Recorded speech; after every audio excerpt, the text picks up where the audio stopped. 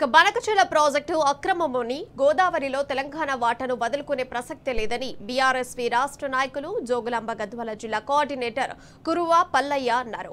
AP CM చంద్రబాబుతో చీకటి ఒప్పందం చేసుకున్న రేవంత్ రెడ్డిని వదిలిపెట్టే ప్రసక్తే లేదన్నారు. గురు శిష్యులు ఇద్దరు కలిసి తెలంగాణ తీవ్రమైన ద్రోహం చేస్తున్నారని విమర్శించారు.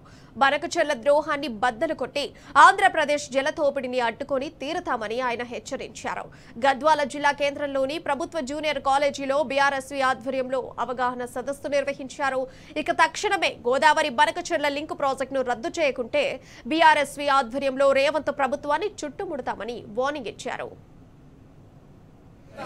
స్కూటీలు ఇస్తానని చెప్పింది ప్రియాంక గాంధీ. చదువుకున్న విద్యార్థులకు స్కూటీలు ఇస్తానని చెప్పింది ఎలక్షన్ లో హామీలో భాగంగా. మరి అది రావాలి మనకి. అదేవిధంగా ప్రతి తమ్ముడు ఈ రకంగా అదేవిధంగా ఎస్సీ ఎస్టీ విద్యార్థులు ఎవరైనా ఉంటే ఎస్సీ ఎస్టీ విద్యార్థులు కేవలం ఎస్సీ ఎస్టీ విద్యార్థులు ఎవరైనా ఉంటే వాళ్ళు 10 పాస్ అయితే 10,000, ఇంటర్ పాస్ అయితే 20,000.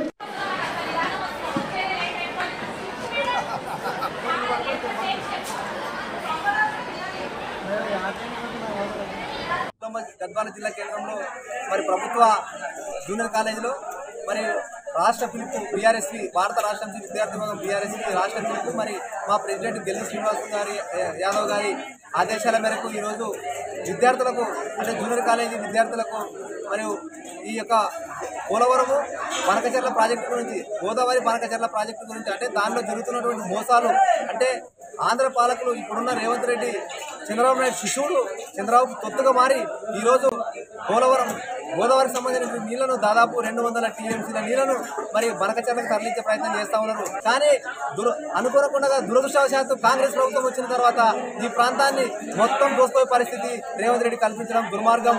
మరి నీళ్లు ఆంధ్రకు మరియు నిధులేమో రాహుల్ గాంధీకి మరి ఉద్యోగాలేమో వాళ్ళ ఫ్యామిలీకి ఈ రకంగా రేవంత్ రెడ్డి తయారు కావడం దుర్మార్గం.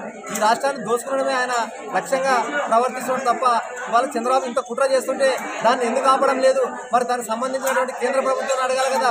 మరి అదేవిధంగా ఏ అనుమతులు కూడా లేవు. ఇప్పుడు జీబీ లింక్ అంటే గోదావరి బనకచెర్ల లింకు ఏ అనుమతులు లేకుండా కూడా చంద్రబాబు నాయుడు పోలవరం ప్రాజెక్టు నుంచి దాదాపు 200 టీఎంసీలు బనకచెర్లకు తీసుకుపోయి రాయలసీమకు తరలిస్తున్నాడు. అంటే ఈ నీళ్లు 200 టీఎంసీ నీళ్లు తీసుకెళ్తే మరి ఇవాళ తెలంగాణ రాష్ట్రం మళ్ళీ ఒకసారి బీడుగా మారే పరిస్థితి ఉన్నది.